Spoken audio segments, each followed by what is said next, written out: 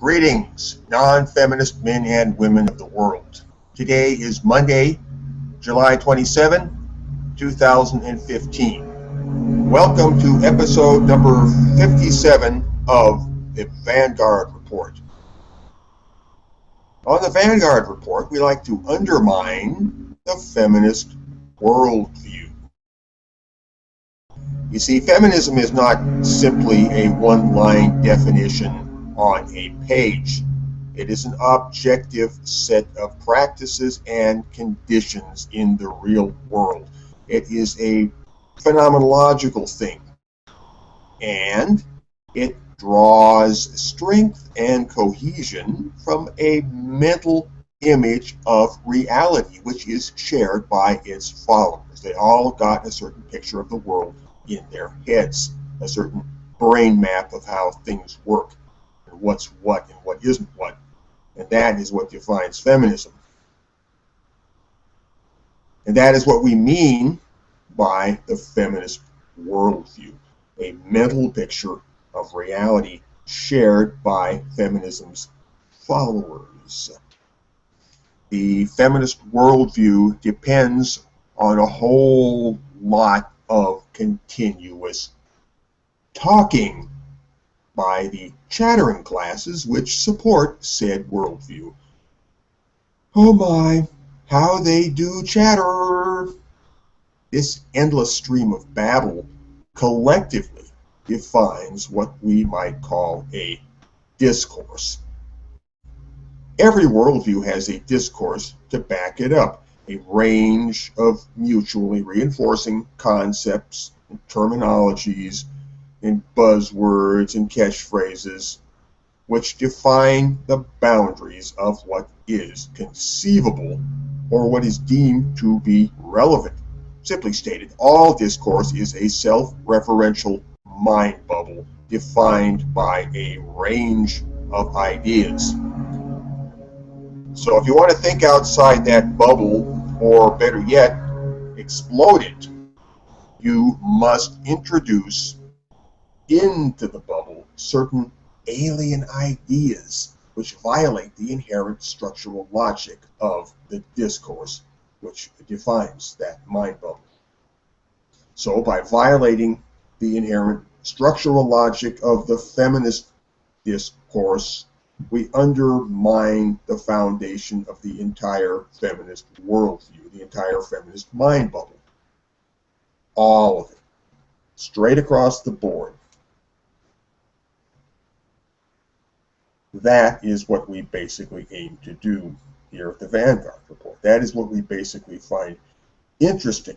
That's what revs up our motor and fascinates us. Undermining, eventually to the point of collapse, the feminist worldview. There are countless ways to go about this, and we talk about many of them on the Vanguard Report. So, I am Fiedelbogen, your host, and with me is my fellow host, man of Canada, true son of the Alberta Prairie, Nick Redding. Say hello, Nick. Hey everybody, I'm Nick Redding with Men's Rights Edmonton.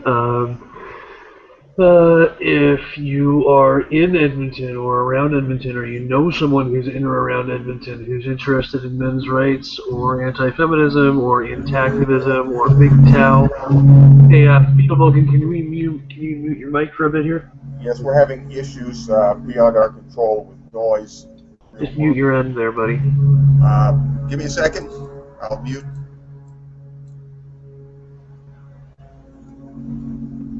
Okay. So yeah, if you know anybody in or around Edmonton, or if you are in or around Edmonton and you're interested in men's rights, MGTOW, anti-feminism, activism, father's rights, any of that good stuff, you can contact me at mensrightsedmonton@gmail.com. You can go to my website, www.mensrightsedmonton.com, and drop us a line through the Contact Us section. I am here for anybody who is in the neighborhood and wants to hang out and talk about anti-feminism or any of those things. So, back to you, Fiedelbogen. Okay, thank you, Nick. I want to correct something that I said on last week's episode. I was talking about the New Horizons spacecraft, which has just done its flyby of the planetoid Pluto. It is now heading off into the Kuiper Belt at the rate of 1 million miles per day. I said that the New Horizons spacecraft was traveling at 1/340th of the speed of light. Oh boy, I am embarrassed. No, it does not travel at 1/340th of the speed of light.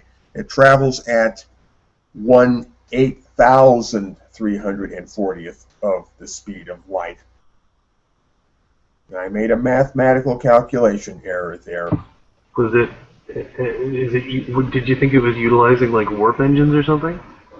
I don't know what I was thinking. I just did the math too fast. I got to admit, I don't have a good head for math. It never has been my strong point. Anyway, the New Horizons spacecraft is traveling now out into the universe at the rate of 1/8340th of the speed of light, not 1/340th. Wow, yeah, 1/340th. That'd be pretty fast. Anyway, go check out the pictures of Pluto. They're pretty cool, and we're expecting to get more pictures of Pluto with super high resolution so that you can see every grain of sand on Pluto. We look forward to that, but it's going to take a long time to download and process all of that stuff, or so I gather. Anyway, let's move along. Mike Rugnetta. Mike Rugnetta is a male feminist who is active on YouTube, and, well, he's had some interesting things to say of late. And, well, Nick, anything you want to say about Mike Rugnetta and the stuff that's going down right now in relation to him? Well, just to give anybody some background who's not familiar with the situation, what happened was he he made a video talking about the three laws, not the three laws, talking about the three certain laws of the internet. Godwin's law, Lewis's law, and I believe Poe's law. Poe's law is the one where you can't tell if they're for real or not. Yes, and Godwin's law is that, you know, as a dispute on the internet goes on, then the likelihood that one party will be compared to Hitler approaches 1. And then, of course, there's Lewis's law, which he brought up, and that is that the comments on any article about feminism on the internet justify feminism. Now, did he cite this as something that he personally believes in? Oh yeah, and he went on to say that to bash egalitarianism. he said egalitarianism is a men's rights project, and feminism is a humanist project. And his entire video, he was so smug and so self-satisfied, and he put on a little fedora and said "milady" to make fun of all the MRAs. And Sargon of Akkad. Did he ever explain what an MRA is exactly?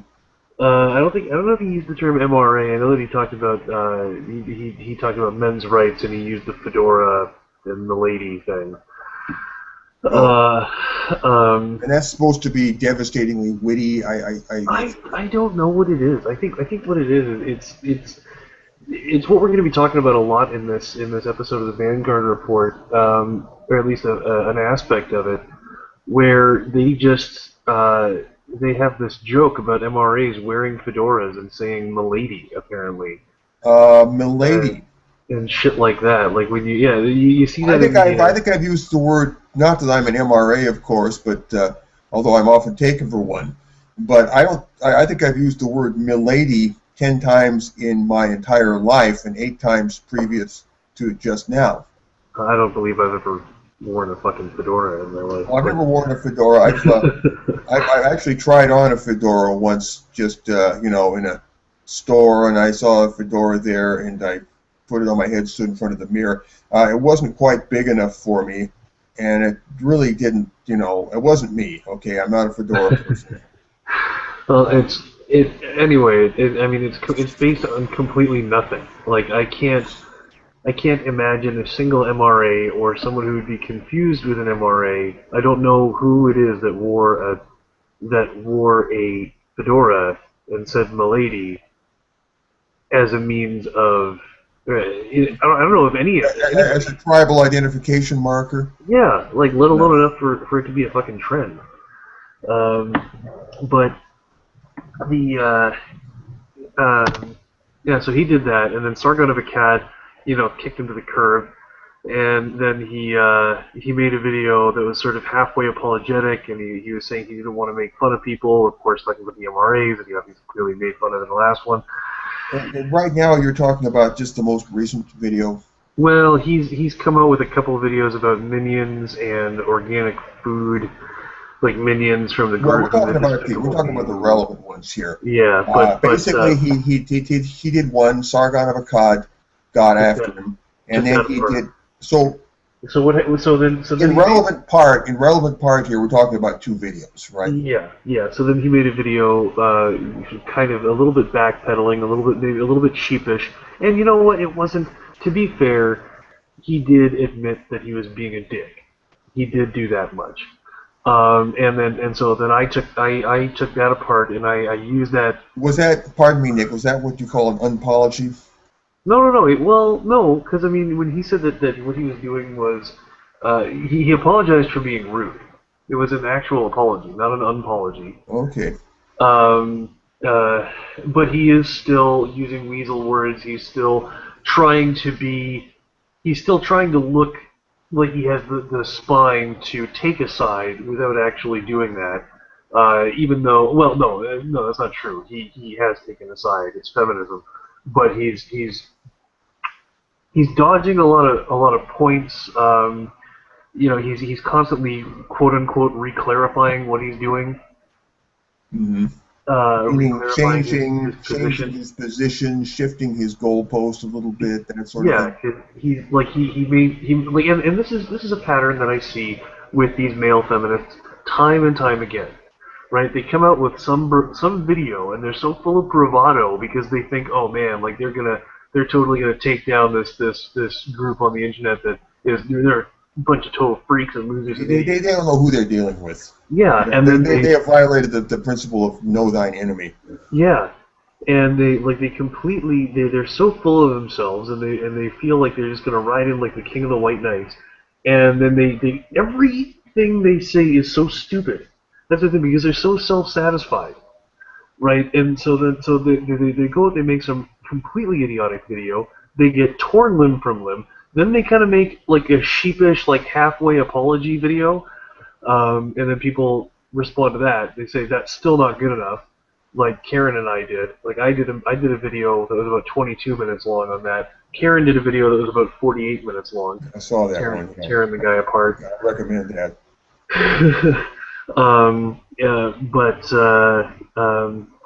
You know, the point of my video was to say, like, okay, here's where I think you're wrong, here, this is where we completely disagree, but, you know, he acknowledged in his video that there's a lot of people who disagree with feminism, and he said that that's fine and awesome, and that's the way things work.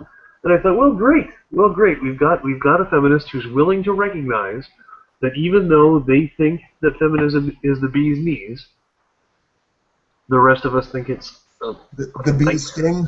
Yeah, we think it's an absolute nightmare. And so, how do we coexist? How do feminists and non-feminists coexist? And is it possible? Yeah, because I don't think that it is possible. I think that feminism is it is intrinsic to feminism to go around telling everybody what to do. It's intrinsic to feminism to go on expanding its reach and expanding its base as far as it can possibly stretch. Yeah. Now there's no room left to stretch. and obviously, a lot of the beliefs that feminists hold, the belief in the main one, the core one, the belief that women currently get or have historically been getting the short end of the stick, they seem to think that everybody believes that, right? And when they hear someone disagreeing with that, they seem to interpret it as like the only way they can contextualize it in their brain is if they hear us saying, well, women do have it bad, but that's not such a big problem. It's okay that women are being treated like shit. And right. As justifying yeah, and suffering of women in this life. and so they can't let themselves admit that we think that their core premise that women are some demographic that's been kicked around and has been getting kicked around is nonsense. It's problematic. It's problematic. It's problematic on a number of levels. But here's the thing: here's the thing that has to be made crystal clear to feminists is that, again, the notion of women ever having been an oppressed demographic is feminism, is feminist doctrine in itself. That is a feminist view of history. And by not accepting that is a marker of being non-feminist. Yes. Yeah. Yeah. And so when they're allowed to believe whatever they want. This is North America. You're allowed to believe whatever crazy stuff you want. I would never dream. By the way, I believe the Earth is flat. I really do, and I believe that Santa Claus lives at the South Pole. Yeah. And the people who think that Santa Claus lives at the North Pole are full of shit. Yeah. And you're completely welcome to those totally wacky beliefs. And I wouldn't dream of not letting someone believe that and not letting someone state that belief. However, in fact, I would even encourage them to state that belief. Yeah, yeah. On with the proviso that everybody else has an equal shot at that same kind of action. That's right. That's right. And when you look at feminists, throughout my tenure as an activist, I've seen one trend. It's that if there's one trend that I could identify, or two trends, it's that this is all a game of information spreading. We are trying to spread information. We non-feminists, activated non-feminists, are trying to proliferate our non-feminist ideas. And feminists are doing everything in their power to stifle that proliferation. That's right. They when we put up posters, they tear them down. When we try to hold a conference, they fuck it up. I love it when some of us put up posters that say men's rights are human rights. In other words, human rights apply to all of the human race, not just half of it. And that drives them absolutely, rabidly insane. Yeah. Yeah, they spray paint the word wrong on it, on that statement. That statement is wrong. They hate the idea that human rights extends to more than half of the human race. They really don't believe. If you don't believe in human rights for the entire human race, then you seriously do not believe in human rights, full stop, in my book. Yeah. And they're free to believe or not believe in those things. But we see, time and time again, we see a pattern of behavior on their end whereby disagreements are illegitimate. Any disagreement with them is not only illegitimate, but it has to be other people have to be prevented from seeing and hearing that. Like when we were at the Slut Walk in 2014, I had the pamphlet stolen from my pants. I was talking with a Muslim woman, and while I was talking with her, a feminist basically came up and instructed the Muslim to stop talking to me. Instructed her, just said, stop talking to him like that? Don't talk to him. Don't talk. You don't need to talk to him. Something like that. I said, excuse me, we are adults and we are having a conversation. And she didn't know what to say to that. She got flustered and she walked away. Like me asserting my rights. Not used to being spoken to in such a manner. Yeah, and like just saying, it wasn't aggressive at all. It was confidently like, we're doing something here. And she didn't. She thought that was just too much. I was pushing too much. Did she Uh, say that? Did she? no, she just made a flustered, exasperated kind of gasp and threw up Oh, her right, I hands and kind of understand. walked away. She didn't know what to say or how to take it. But yeah, they see it. They really see it. I mean, when you have that footage from them at the Warren Farrell protest, that one young lady was saying, um, "We don't tolerate that kind of thought here at U of T," and And like what kind of, that wasn't taken I'm out of sorry, context. what kind of talk was she referring to exactly? She was talking to Warren Farrell. She said Warren that Farrell's lecture, a proposed lecture, the quote proposed speech. the quote from Warren Farrell, one of Warren Farrell's books, where he said, what we used to call exciting, or what we now call date rape, we used to call exciting. And of Okay. course, that was something that they could take out of context to say that he was supporting rape. Yeah. And, Warren Farrell was kind of playing chicken with a fine line when he wrote that. I have to admit. I mean, that's yeah, some he does that with a lot of his stuff. He's definitely a very edgy boundary pusher, but he doesn't seem like it. a challenger of shibboleths. Yeah, and but I mean, you can say something that's not what it meant. You can easily take it out of context. You can easily say that he's supporting rape, but that's not what he meant by that. Well, I know what Warren Farrell meant. Yeah, And no, that's not what he meant. and but yeah, time and time again, feminists they see themselves as having every right to stop another person from saying things that they don't like. And so to me, coexistence obviously would look like them allowing anti-feminist thoughts to spread. I mean, there's all kinds of anti-MRA stuff out there, and I don't try to stop that from being spread because in fact I'm counting on it. Right, when all of my We're activism counting on here, it because, yeah, we want to shine the spotlight yeah, on it. because my ideas It's evidence. It's Exhibit A against our enemies. my ideas can stand up to scrutiny, and so people can lie all they like about me. Anybody who is interested in finding out for themselves will come and see what I'm saying, and they'll take my side if they care about the truth. And that's the exact opposite with feminism. Anything, any ideology that will not tolerate um, dissent, they won't tolerate it because it can't withstand it. But so if feminism is allowed to compete in the open marketplace of ideas, just like anything else, it'll get savaged. Uh, Feminism is not a free market ideology. I think that's clear. Yeah. But yeah, but something else about feminism. Not only is it intolerant of different viewpoints, feminism absolutely is a colonizing force in the world.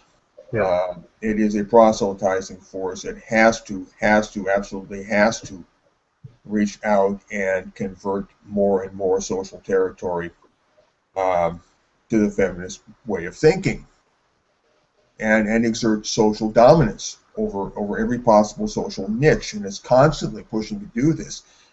This is what we call perpetual revolution. Yeah. Okay, it's always it can't stop. The minute feminism stops for any reason, the minute the motion comes to a freeze, comes to a standstill, that is where feminism begins to die. It can't just stand still and go into a climactic phase of existence and just exist uh, in any kind of an ecological relationship with the rest of the world. It cannot do that.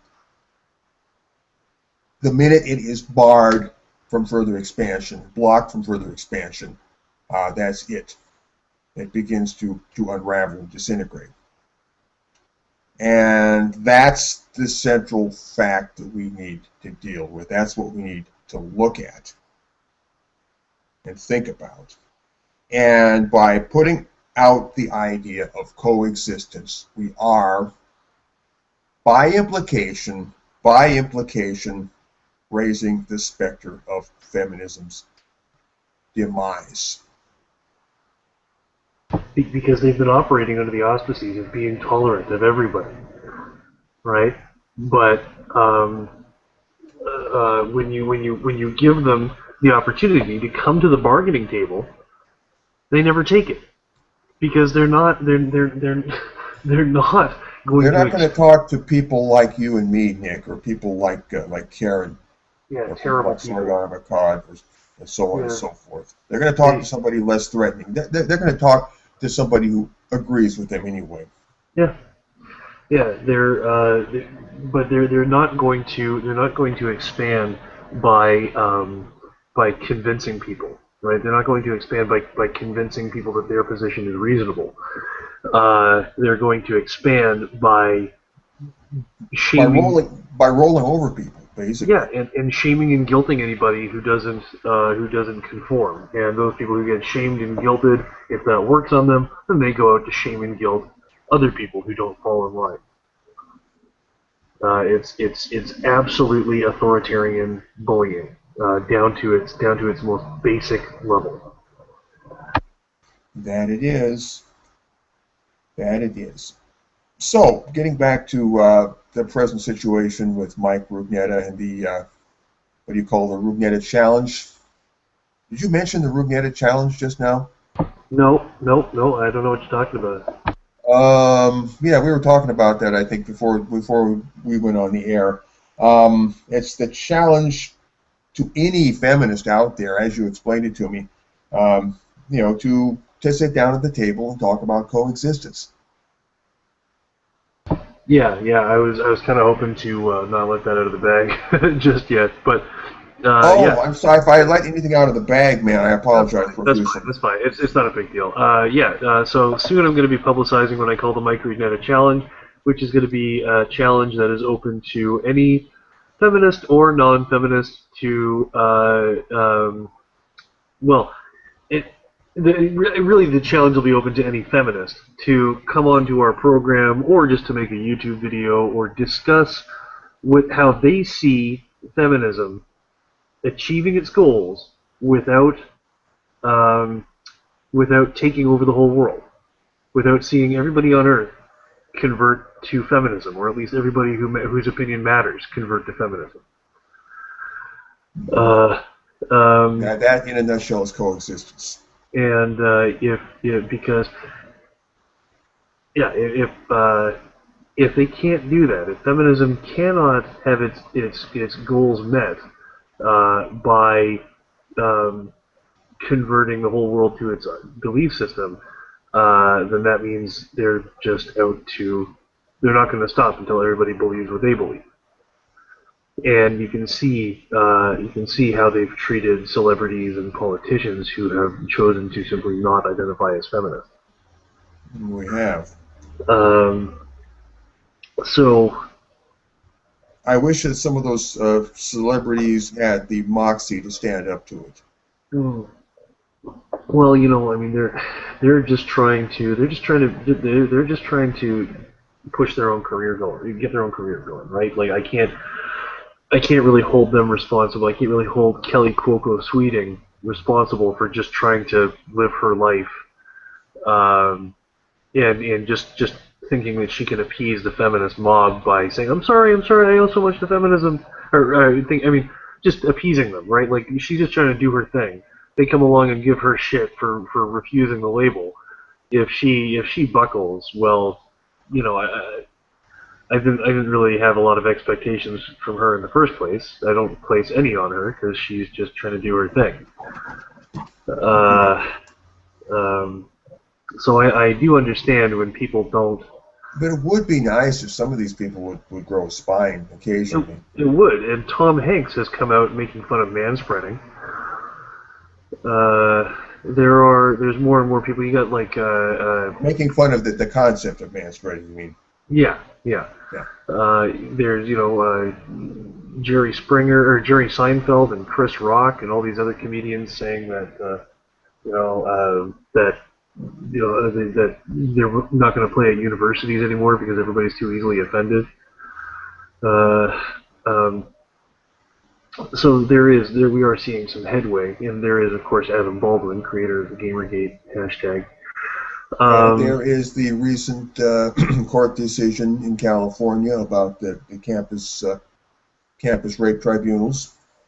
What happened there? Oh, in San Diego, the judge that basically said, this is no good. Oh, good. Good. We talked about that, I think, on the last show, maybe the show before. But yeah, if they can't get their goals met without converting everybody on Earth, and they're a totalitarian ideology, in which we see evidence of that constantly. But they're trying to hide it, right? They're trying to have a very rosy face on everything they do. They just want to help little girls to their right to an education. They're trying to have a talking out of two sides of their mouth face is what they're trying for. Yeah. And so we can't let them have the friendly face at all. And we do that by highlighting the fact that they don't intend to coexist with unbelievers. We will be converted or destroyed. So. You will be assimilated, yes. Well, I still am. I want to keep a little gateway of possibility open that they might be able to do it, and I'm willing to listen to how they think they. I'm going to leave them that channel. And I think as they see feminism becoming less and less popular, I think the bargaining table is going to start looking more and more attractive, right? Because back when they had all the power and they just laughed, like you can look over the last few years, how they were totally just laughing at anybody who was opposed to feminism, and now they're shitting their pants. Like they got Onision coming out and giving us all crap. They got Steve Shives. Now they got Mike Rugnetta. They're trying to make fun of us, and but they're outnumbered. Yeah, and they're probably wishing, right about now anyway, Steve Shives is probably wishing he had never said that stupid shit after TLDR has taken him to town a couple of times. We could invite Steve Shives to come on the program. Oh God, no. Anyone no, really? You don't want Steve Shives on the Vanguard Report? You don't want him talking with us right now? I would sooner talk to Angry Ozzy than I would talk to Steve Shives. I wouldn't mind talking to Steve Shives. I wouldn't mind having him here, in the chamber with us right now. But he would just be anybody. I'm sure it would be interesting. Yeah. Me and him butting heads. I'm sure it would be interesting. It wouldn't be. You would just be him shouting you down, and I control the space around here. You got to remember, I got the edge around here. He does not. Yeah, of course. Anyway, that's something to think about for the future. But this Rugnetta challenge is Rugnetta. The word Rugnetta is generic here. It basically means that any feminist out there who wants to meet us in the same manner that we proposed for Mike Rugnetta, whether Rugnetta takes us up on it or not, that person is welcome to get a hold of us and see what we can arrange. Like I said in my video, or like I said in the description of my video, a lot of people know that I can be a grade A jerk to feminists, but that is because they come to me. They usually come right out of the gate, asking why I don't like women, or asking if I'm not really pro-rape, or something else stupid like that. And they wonder why people don't like feminism.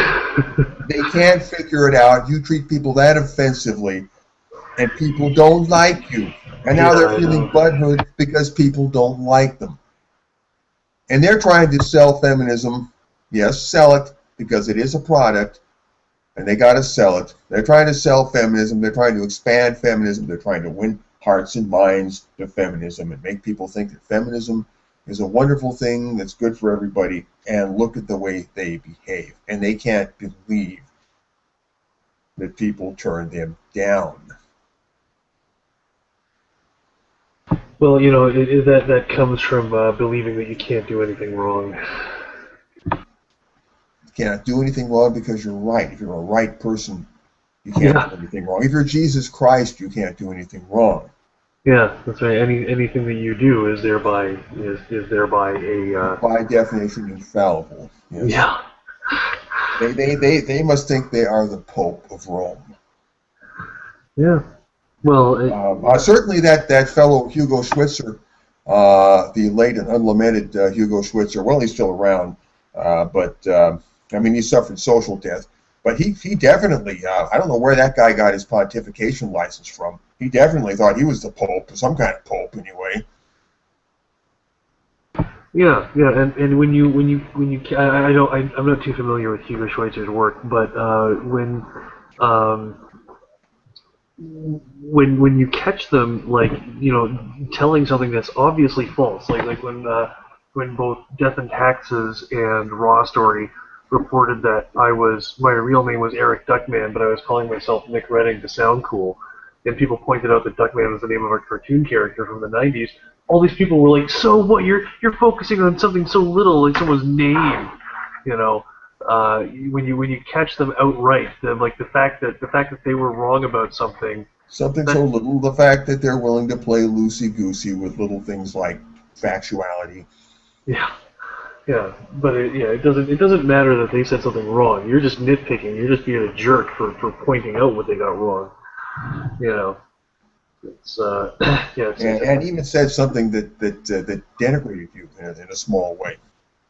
Yeah. No, it's infallibility. It's an attitude of infallibility. Like, it's why when they say stuff, they don't understand that there's a universe outside themselves that determines whether what they're saying or not is right. Like, they said something, they feel like it's right, so the rest of the universe has to fucking conform to that. Yeah, that's what makes these people so dangerous, and that's why we just got to shut them down. And am I getting noise now? Yeah, yes, you are. Yeah. Mute my microphone. Nick, try to carry on. Yeah, just might get muted. Yeah. So stay tuned to my YouTube channel, because I'm not going to let this go. This is, as I said earlier, this is a pattern of behavior that really annoys me. Is that you have these white knights who make these absolutely idiotic videos, and they are so idiotic because these guys, like we were just saying, they think that what they are saying is right because it's coming from them. Then they get, then obviously someone that arrogant is just bound to get smacked down. Then they get, so when they do get smacked down, then they kind of they make some video to sort of show everyone that they're not actually that arrogant, and that they can admit when they're wrong. But again, all the while they're saving face, and they're just hoping that this blows over. And with Mike Rugnetta, this is special because he's a representative of PBS. So part of his fame, part of his giant subscriber base, and the fact that he gets his message out to so many people, and he has such a well-produced channel. I mean, it's not all that fancy, but his videos look pretty polished. Somewhere along the line, American tax dollars, even if it is just trading on the PBS name, somewhere along the line, American taxes paid for him to spew his rhetoric, and that he got, that was embarrassingly stupid, I might add. And when this happens, I don't want it just to blow over for these people. I want it to be painful for their reputation. I want them to not, like, to really show some real contrition for the whole thing, and to really be held accountable somehow, because these guys just are not. They are used to skating, and they feel entitled to do whatever they want and not face any consequences. And if they don't face any consequences, then they're not wrong. Because, of course, they're always right. Yeah. Well, no. This is an instance where they actually are right about something. Where they actually are right about being able to.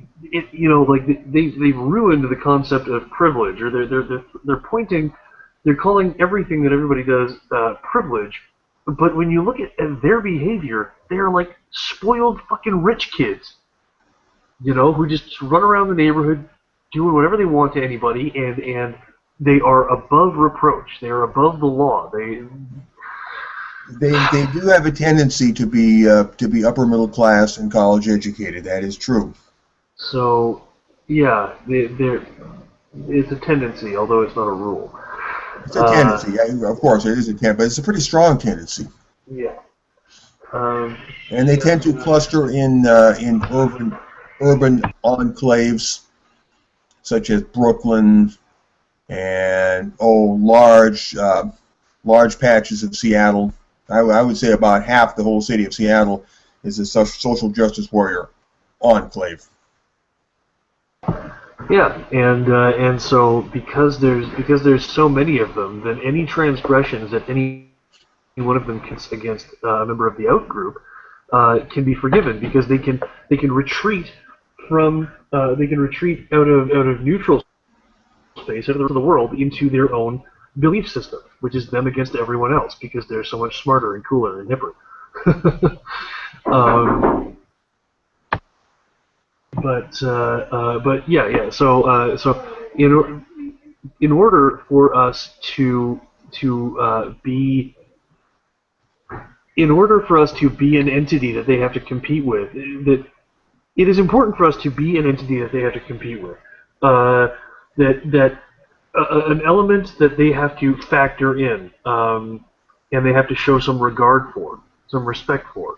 What you're saying, I think, is that we need to be a sovereign force, an autonomous force, a actual political quantity. That's right. So they're allowed to. These people are allowed to say whatever nonsense that they. These people are allowed to say whatever nonsense they want in the confines of their own community. Within the confines of their own community, when it starts to spill out beyond their community and starts to materially affect the conditions of life for people beyond their community, that's where we have a problem, and that's where we have to step in and do something.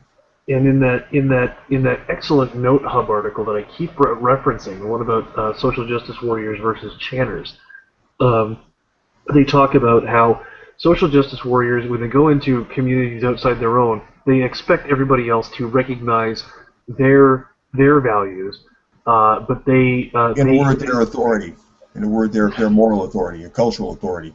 Yeah, and it's completely foreign to them to observe local customs of another group. So everybody has to conform to them, but they don't have to conform to anybody else. They are colonialists. Yeah, and imperialists. And so they're bullies. All they recognize is force, a force equal to or greater than their own. And that's what we have to provide if we don't want to get steamrolled by these people. Yes, and we have an abundance of ideas about how to provide that counter force. I think one of the best is the idea that we put them on the spot, put them in the position of being the aggressor, where they have two choices. They either proceed against us, and by so doing they play the part of the aggressor, or they back off and leave us alone. And they are going to have a tough time choosing between those two stances, because they love to have their cake and eat it too.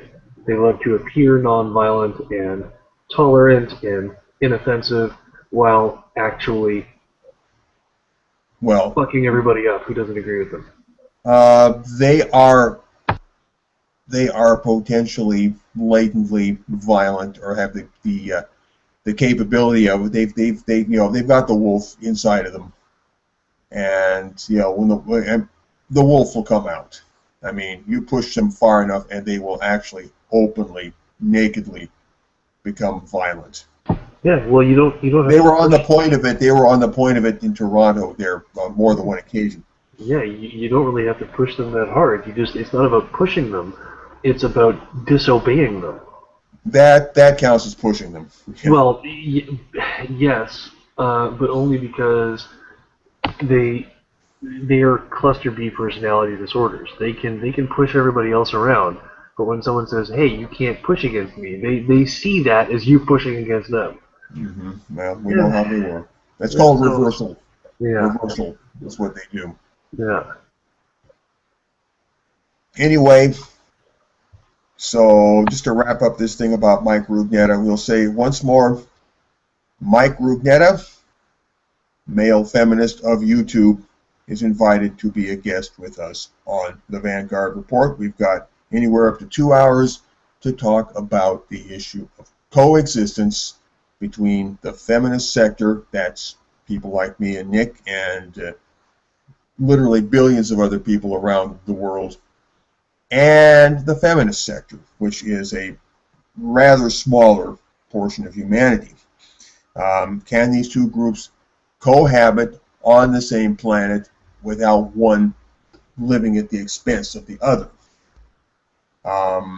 We like to leave open the possibility that maybe that can happen, but personally, I'm not going to put much money on that possibility. I'm very, very doubtful that it's going to happen. But, if somebody wants to prove me wrong, fine. If feminism can coexist with the rest of us, fine. But again, I think that if feminism was able to do that, it would, by definition, ipso facto, no longer be feminism. It would have transformed into something else other than feminism that would need a different name. They would effectively, to coexist with the rest of the world, would effectively or effectually spell the end of feminism, by definition. Anyway, Mike Rugnetta, get a hold of us. You know how to get a hold of us. Vanguard Report at USA.com would work as an email contact. Get a hold of us. We would be glad to have you on the show, and we can begin this cultural dialogue of the coexistence between the two sectors. And we want this to be a general conversation that sort of goes mainstream. We want everybody talking about this. How can the feminist sector and the non-feminist sector coexist, cohabit side by side on planet Earth? Is it possible? This is where the conversation needs to be. This situates the conversation where it needs to be. And that's been a good 45 minutes. Let's move along to talking about some of the stuff that we got lined up here to talk about, stuff off the internet, like we customarily do. Cue number one, if I didn't mention it already, that is a link to Nick's most recent video inviting Mike Rugnetta to come on the Vanguard Report and talk with us. I also just, within the last 24 hours, released a video which I put on my channel. Nick also mirrored it on his channel, and you'll find it there. If you look at the Men's Rights Edmonton YouTube channel, you'll find my video mirrored there, in which I basically repeat the invitation that Nick earlier made, and plus I developed some further thoughts as well. That should be up on AVFM soon as well. Oh yes, okay, yes, and it should be on AVFM as soon as well too. Anyway, we definitely want to put this message out. It's the sector system, folks. It's feminism on the one side, non-feminism on the other side. Are they going to continue in a state of war, or are they going to settle down and just live like neighbors and try to leave each other alone? And I got no problem with feminism if feminists would just stay within their own community and do their feminism thing amongst themselves, That's when they try to spread aggressively and proselytize and colonize the rest of the world. Yeah, that's where we run into problems. Anyway, cue number 1 will take you to Nick's video. Let's move along. Talk about stuff like we normally do here. Cue number 2 from the WashingtonExaminer.com. And this is from our good on-site friend, Ash Scow. I believe that's how you pronounce her name. I've always said Ash Show. I think the correct pronunciation is Scow, Ash Scow. And she is definitely on our side. I think she's one of us. I really do. She's got a good record. Here is the article. Columbia student accused of rape amends lawsuit to include the mattress attends graduation. So, Paul Nungesser, the German exchange student who is studying at Columbia, has amended his lawsuit against Columbia, I guess, to line up Emma Sulkowicz also in its sights. Former Columbia University student Paul Nungesser, who was accused of being a quote-unquote serial rapist by mattress toter Emma Sulkowicz, has amended his lawsuit to include his graduation ceremony, where Sulkowicz carried her mattress across the stage. The amended complaint, filed on Tuesday, includes a section titled "The Mattress Attends Graduation," and describes how Columbia allowed Sulkowicz to continue her harassment campaign against him through graduation, where she carried her art project, a mattress, across the stage. And in that paragraph there is a link that will take you directly to a PDF copy of Paul Nungesser's suit, written in glorious legalese. Actually, it's not that hard to read. It's about 60 pages long, and yeah, I read the whole thing. I read the whole dang thing, all 60 pages of it. And I could take a little time out here, just a little bit of a detour. I'm going to read a little bit of this to you. This is the court document. United States District Court, Southern District of New York, Paul Nungesser, plaintiff, versus Columbia University, trustees of Columbia University, Lee C. Bollinger, individually and as agent of Columbia University, and John Kessler, individually and as agent of Columbia University, defendants. It says jury trial demanded. Now, I'm not much of a lawyer, but that's interesting. It says right there, jury trial demanded.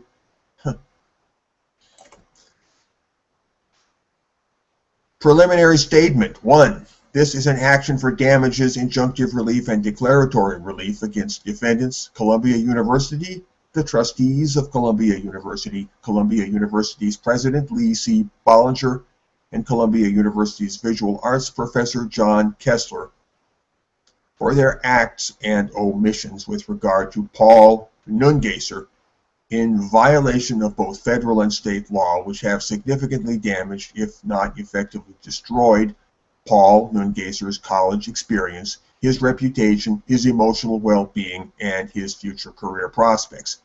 This case exemplifies the types of student-on-student and teacher-on-student gender-based harassment and misconduct that the Supreme Court has held is prohibited by Title IX of the Education Amendments of 1972. They are filing a suit under Title IX, which I think is a really sharp strategy. In case anybody doesn't know, I'm going to read to you here. Title IX of the United States Educational Amendment Act of 1972. No person in the United States shall, on the basis of sex, be denied the benefits of or be subjected to discrimination under any education program or activity receiving federal financial assistance.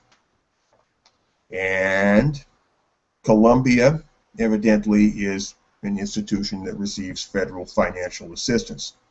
So that's Title IX right there. It's really short. And the language of Title IX is loose enough, open-ended enough that people from different ends of the political conflict, if you will, would be able to seek some kind of satisfaction. And this is what we see in the case of Paul Nungesser. Subjected to discrimination under any education program or activity receiving federal financial assistance. So I think this all turns upon subjected to discrimination under. And it's all down to how you construct the term discrimination. Anyway, that's Title IX. I thought it might be of interest. Go to the article that I'm now reading, and you can get a link that will take you straight to Paul Nungesser's suit against Columbia. I recommend reading it.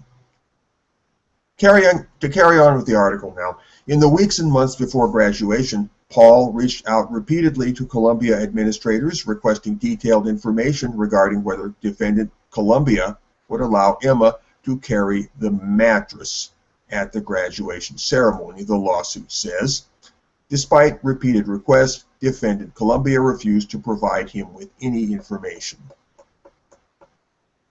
The night before graduation, university administrators sent an email informing students they could not bring large objects which could interfere with the proceedings or create discomfort to others in close, crowded spaces shared by thousands of people. Despite Sulkowitz's mattress clearly falling into that category, she did in fact carry her mattress during the ceremony. Now this is interesting. The night before graduation, the university sent this email. They knew about the mattress. They knew that Emma was going to drag the mattress across stage at the graduation ceremony. What was happening here? Were they trying to cover their ass? Were they trying to cover their ass? Did they know that Emma was damn well going to carry that mattress across the stage at the graduation ceremony? Did they know this? In any case, Emma did lug her mattress across the stage, and I guess she didn't much care about that email. So I don't know what to say about that. Defendant Columbia did not only let Emma once again publicly harass Paul at his very own college graduation, what should have been one of the best days of his life to date, but also allowed Emma to breach the university's restrictions and regulations in order to do so, affording her a special privilege at the university to engage in gender-based discriminatory harassment of Paul, the lawsuit says. There you go. That gets into Title IX. This was happening under federal funding, and Paul suffered discrimination in the form of discriminatory harassment. Sounds like Emma even got a special dispensation to drag her mattress across the stage. I don't know what's going on here. Nungesser's lawsuit also faults. Well, I guess if he's going to sue Columbia, they can come back at him and say, well, we sent out the warning to not drag big objects into the graduation ceremony, but she did it anyway, and we couldn't very well stop her. So, yeah, cover your ass. That sounds like that's what they're doing there. Nungesser's lawsuit also faults Columbia for bestowing magna cum laude honors upon Sulkowitz, honors that are based not on GPA alone, but on the high quality of academic achievement, departmental recommendations, and outstanding work beyond which is required for the degree. Outstanding work beyond which is required or the degree. Nungesser alleges that since Sulkowitz's time at Columbia has been defined by her mattress project, the honor was another instance of the university directly rewarding, encouraging, and celebrating Emma's role in the gender-based discriminatory harassment. Okay? The lawsuit also notes that Columbia Spectator editor Theo Armas took photos of Nungesser at graduation, photos that were later published in other news outlets, so that the world would recognize and remember the face of Emma's target. Armas has since, according to the lawsuit, quote-unquote, stalked Nungesser, including seeking out his mother's employer in Germany. Boy, they got international reach there, don't they? Nungesser's lawsuit also includes a new section about the art show where Sulkowicz presented drawings of Nungesser over articles written about her mattress project. The lawsuit cites Columbia's policy of gender-based misconduct, including the examples unwelcome remarks about the private parts of a person's body and graffiti concerning the sexual activity of another person. Sulkowitz's art project, which included drawings of Nungesser's genitals and depictions of the sexual acts Sulkowitz claimed occurred between them, boy, isn't she shameless, would presumably fall under those categories. Yet Columbia did not prevent the images from being posted to be seen by the public, including Nungesser's parents, who were in town for the graduation. Nungesser claims he was never informed that such prints would be publicly exhibited on campus and provided him no relief despite his ongoing notices of harassment. Nungesser's amended lawsuit brings up Sulkowitz's activities after graduation, including a pornographic video she posted reenacting the alleged rape between her and Nungesser. Sulkowitz claims the video is not a reenactment, but it shows an encounter similar to what she claims happened to her. Okay, it was not a reenactment, but it was a sort of an imitation of the original episode, but not a reenactment of it. Okay, all right. The amount of publicity generated by the video would have been unthinkable without the notoriety she gained previously with the support and involvement of defendant Columbia, the lawsuit says. Finally, the amended lawsuit notes that a second art project aimed at Nungesser will take place at Columbia. A male student who accused Nungesser of sexual assault years earlier and who made the complaint only after Sulkowitz gained national attention is now planning to use dance as an individual form of protest that leverages my identity, body, and experiences against serial rapists like Paul Nungesser. I'm no lawyer, but do we have the makings for a libel suit there? No kidding. Like, this isn't a reenactment of what I'm accusing Paul of, but, you know, it is an imitation of the kind of thing that he did and I want to fight. Yeah, but the fact that he comes right out and calls him a serial rapist. Yeah, calling somebody a serial rapist, if somebody just up and called you a serial rapist, to me, that sounds like libel. That sounds like defamation of character. That sounds like, see you in court, buddy. Yeah, them's fighting words. They are fighting words. And the fact that these people think they can just get away with it. Now, it's this is in a different league from just calling somebody a misogynist, okay? I mean, a misogynist is an open-ended, very spongy kind of thing, not very specific. You know, there's that. Well, it's a commentary on a person's character. It's not saying that they actually did anything. Right. It's a commentary on their character that actually says nothing about their character. It's just a smear. It's meant to destroy their reputation without actually saying why their reputation ought to be destroyed. That's what misogyny is. But when you say something like this, calling somebody a serial rapist, now that is specific. You're saying somebody is a rapist, somebody raped repeatedly, one after the other. Now that's something. That is, I would think, libel. And that puts it in a different class than just calling somebody a misogynist, bad as that is. In a way, calling somebody something like a misogynist is worse, because how do you defend against that?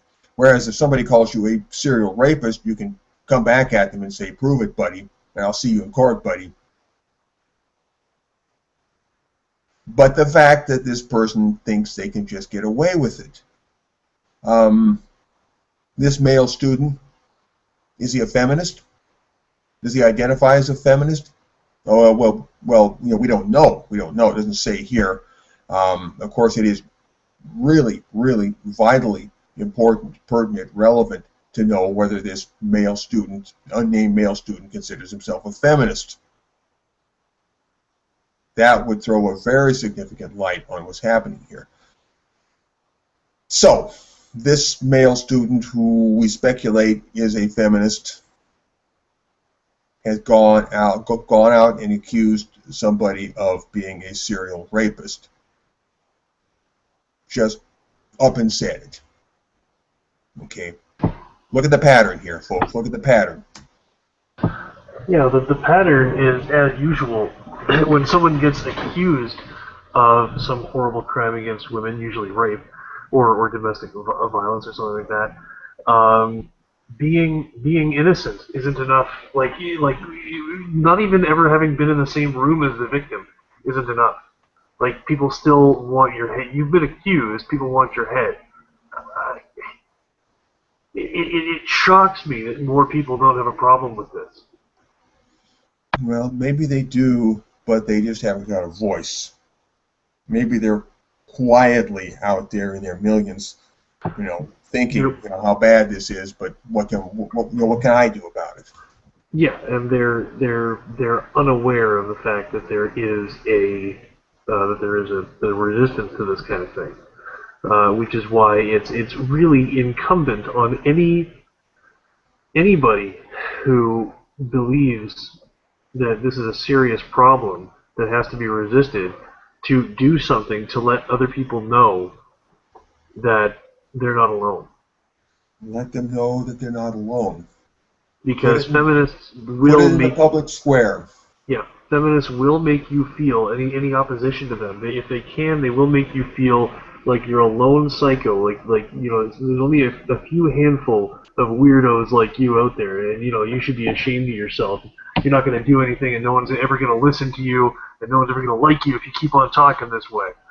And all of that is it's upended. Making the political personal.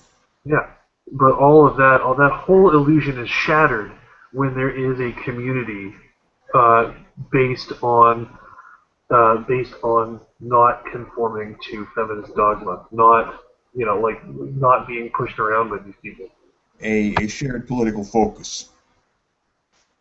When they all know, when they know about each other, when they're aware of their numbers and the strength that they gain from the numbers, and when they put their knowledge in the public square to the point where they all know, and they all know that they all know, and they all know that they all know that they all know. So we got to get the public square effect happening. And yeah, you may have noticed in talking to feminists, they very quickly try to personalize the conversation. They try to make it about you personally. Not necessarily in a bad way, but just they try to focus the conversation on you. If it's not in a bad way, if they're not insulting you, then it's like it's what I call ad hominem concern. They're really concerned that you've never had a girlfriend. They're really concerned that you probably live in your mom's basement and have a giant... Or they're just really concerned, to take it away from that whole realm, they're just really concerned that you don't understand feminism. Yeah. They are concerned about your problems, and they want you to know that. Yeah. But the point is, whatever they do, they make the conversation about you individually, you personally. Yeah. Okay. And you're trying to keep it political. You're trying to keep it on some kind of topic, and then they try to make that topic you, because that is their way of practicing deflection. They're deflecting. Ultimately, they're deflecting the conversation away from the real topic, which is feminism itself. Just pardon me, just about everything out of a feminist's mouth is a way to avoid talking about feminism. And Well, no, there's feminists who will also call anything feminist. They will, you know, guys who say, no, they're not talking about feminism. They're not talking sorry, about. sorry about that. They're not talking about. They're avoiding the reality of feminism by creating a false picture of feminism. Whatever they're doing, they're always avoiding talking about feminism, meaning the core reality of feminism. Well, I don't know. There was that guy who wrote that article about how letting his wife sleep with Paulo made him a better feminist. No, that had nothing to do with feminism. That was just a pure distraction. Nothing to do with feminism. That's just a guy talking about his personal issues. Really? Having a husband who's a completely broken man and just letting his wife do whatever she wants in the name of like anything. He's not talking. There are people who have open relationships and open marriages. There are. That article was not talking about feminism. It used the word feminist, but it wasn't really talking about feminism. Everything a feminist talks about is to avoid feminism as a subject. Is to advance feminism, to advance the feminist agenda, to advance whatever feminism plans to do, without actually getting down to the nitty-gritty of what feminism is. It's only a non-feminist critic who can get down to the nitty-gritty of what feminism is. Because once you see what feminism is, what it really is, that's it. The cat's out of the bag. The jig is up. Yeah. Sorry, buddy. The microphone keeps screwing around on me here. Yeah, I know. I got technical problems too. This accuser lost his case against Nungesser just like Sulkowitz. The other accuser, the fourth against Nungesser, he was found not responsible, and all four accusations was dismissed because the university found him not credible. Funny how the university found all of these people not credible. Facebook messages backed up Nungesser's side of the story. Further, this fourth accuser called Nungesser a serial rapist, despite only one of the four accusations against Nungesser actually being about rape. One was about alleged relationship abuse. One was about an alleged kiss. Another was about alleged touching. All of the accusations came from Sulkowitz and her friends. The other three accusations came after Sulkowitz discussed reporting with the other accusers. The fact that now several projects sponsored and supervised by defendant Columbia directly attack and harass Paul is highly indicative that the defendant not only tacitly condones but actively seeks to create a hostile climate against Paul in which his extra-legal persecution and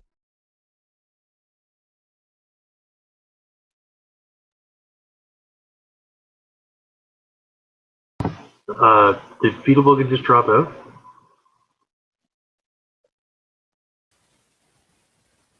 Hello?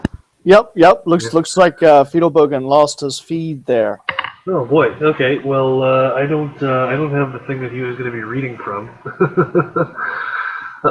So I guess I'll just be waiting until he gets back. I'm sorry, folks. I'm kind of embarrassed here. I don't usually carry the program like this. I'm just sort of a backup to Feedelbogen's main.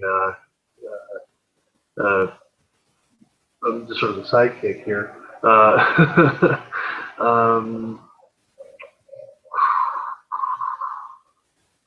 don't know where to go with this. Very awkward and embarrassing. Let's see. What else have we got here? Have we been through all the points? Yeah, pretty much. There is. I mean, I'm just going to go over because I'm always talking about this NoteHub article, and it's always just a great thing to read, which I'll be doing until Feedelbogen gets back. So just for anybody who's listening, this is always a perfect. This is an article about the differences between social justice warriors and channers, people who the two different kinds of cultures. Now, a great deal of acrimony over the Gamergate controversy can be attributed to the differences in communication styles, values, and expectations of different internet communities.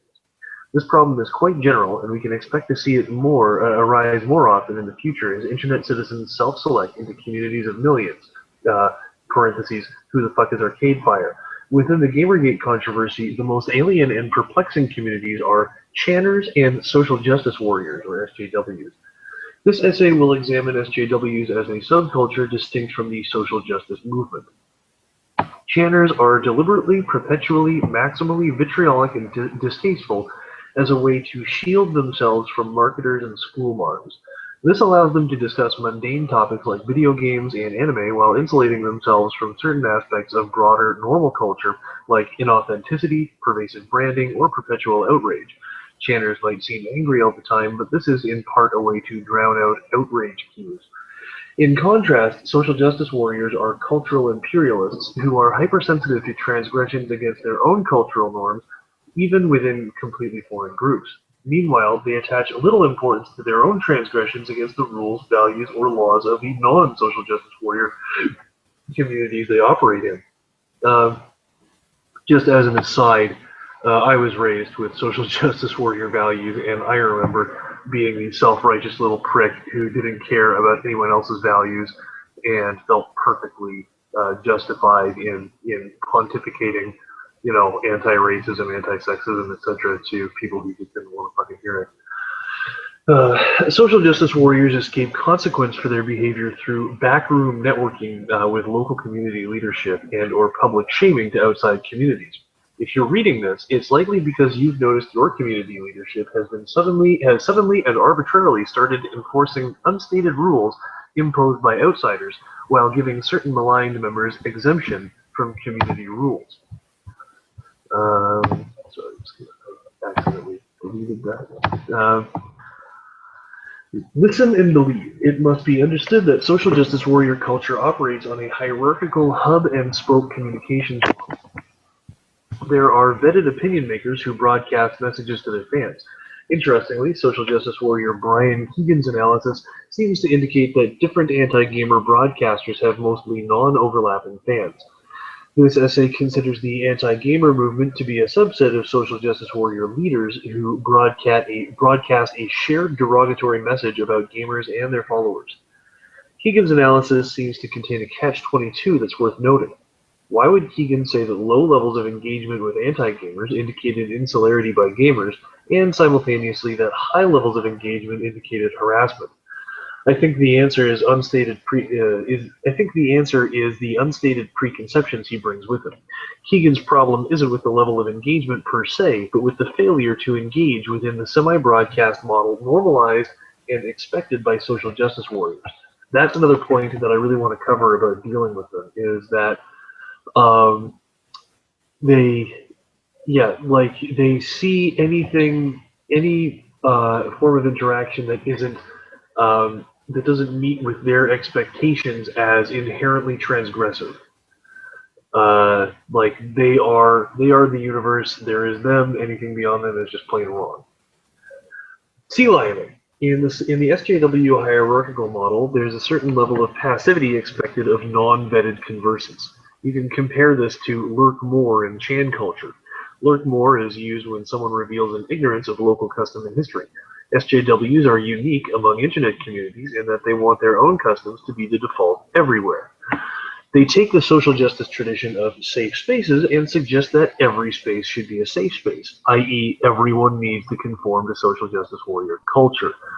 They are also unique in that they require not just familiarity with local ideas, but agreement with those ideas. Therefore, your status in the social justice warrior social hierarchy is determined in part by how enthusiastically you've displayed your agreement with social justice warrior cultural precepts. These precepts are set by vetted leaders. You then gain a limited right to speak in the semi-broadcast model depending on your status. This is why SJWs claim that people who disagree with them are harassers. If you disagree with them, you're displaying low status, and you didn't have the right to speak in the first place. It should be clear that this is a form of gatekeeping. To anybody listening, I suggest you look up Humanism is magic by Blithering Genius. He describes that mentality very, very well, the mentality that I just described in that last paragraph. In SJW culture, speaking above your status like this is considered a form of harassment. It should be clarified for anyone not keeping close track of the Gamergate controversy that when the anti-gamer movement talks about gamers harassing people, this is usually what they're talking about. For example, a notable anti-harassment tool used or promoted by the IGDA and Raspberry Pi Foundation specifically targets this behavior and whitelists real harassers as a matter of policy. Speaking above your station is called sea lioning and is subject to enforcement. Enforcement. One of the more notable breaches of Anon social norms is quote-unquote name fagging, taking on an unnecessary, usually pseudonymous identity. Anons punish this sort of breach by verbally attacking the offender. SJWs also attack offenders of their social norms, but they don't perceive themselves to be doing so. Rather, social justice warriors consider themselves to be the victims of harassment by such an offender and react with that belief in mind. When they target someone, the harassment and slander they spew is invisible to them. They're just letting people suffer the consequences of their own speech. One of the precepts SJWs must accept is that, quote, bad guys should be treated like bad guys. Pointing out when harassment occurs against a targeted individual is perceived to be a violation of this precept, showing that the person highlighting harassment did not have the status to speak. Therefore, pointing out that an SJW is harassing someone is considered a form of harassment.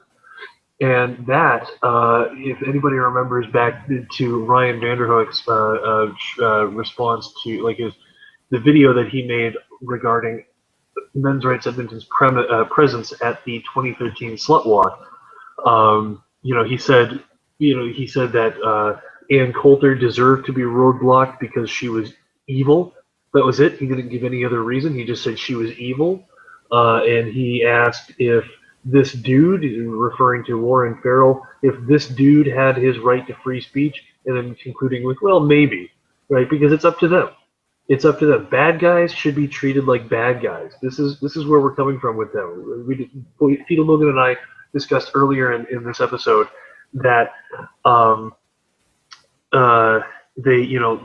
social justice warriors see themselves as good, and therefore anything that comes from them is good by default, and they see anybody outside of them as bad, and it doesn't matter what they're saying, they're bad, so they should be treated like bad guys, which means they don't get the same rights that good guys get. They don't get the same rights and dignities that quote-unquote good guys get. This is how they're thinking. When social justice warriors have decided someone is a bad guy, the label is absolute, and they demand that third parties accommodate it. I have seen this time and time again. When I will state something and then someone else agrees with me, it's like clockwork. It's so scary to watch. SJWs will target the people who agree with me and tell them that they have to stop being friends with me right now.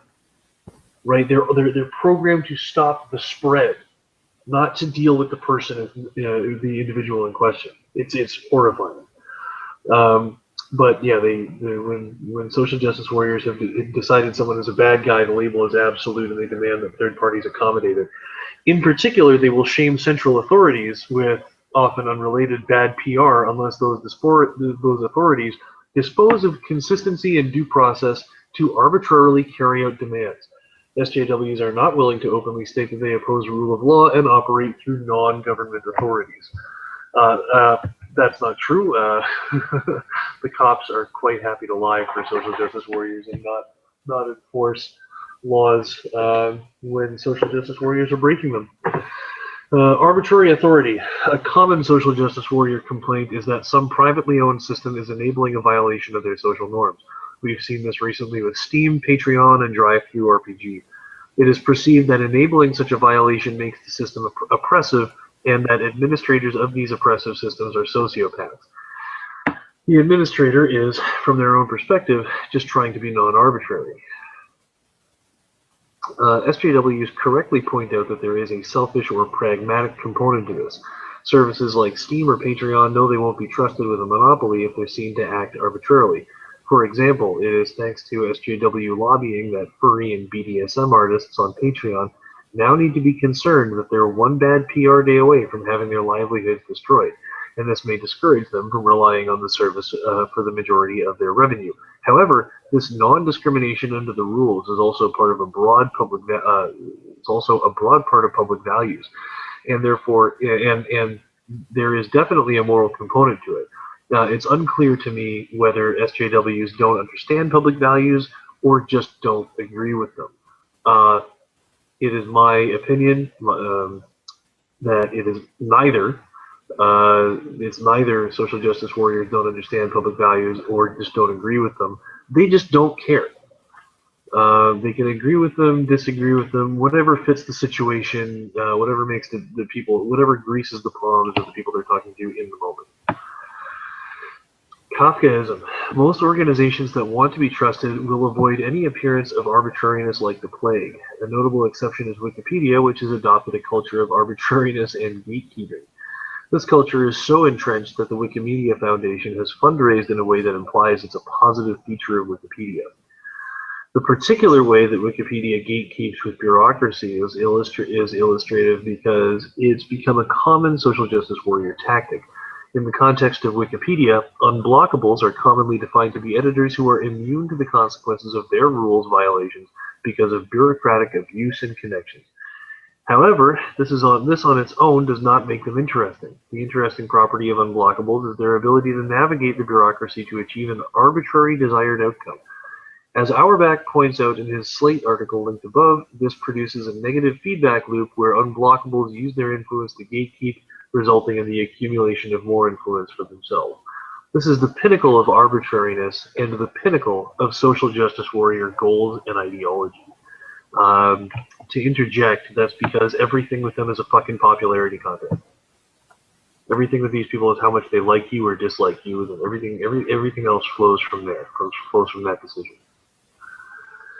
Gatekeeping. It's important to understand that when SJWs look at the problem of unblockables at Wikipedia, they legitimately see it as a positive feature. This is how they manage their own communities, and increasingly how they demand all communities be managed. The social justice warrior culture operates on a hierarchical hub-and-spoke communications model. In this model, your right to speak is determined by your status. Your status is determined, among other things, by your displayed enthusiastic agreement with cultural precepts established by high-status individuals. This is where we encounter major dissonance between social justice and SJWs. High-status SJWs are usually affluent with privileged backgrounds, and their influence mainly extends over already marginalized voices. SJW gatekeepers further marginalize these voices to amplify the voices of their own privileged leaders, making themselves more powerful gatekeepers. These leaders describe themselves as allies of marginalized people, but their main role is to squelch dissenters, and they often profit financially from that role. So that is a great article that I recommend to everybody.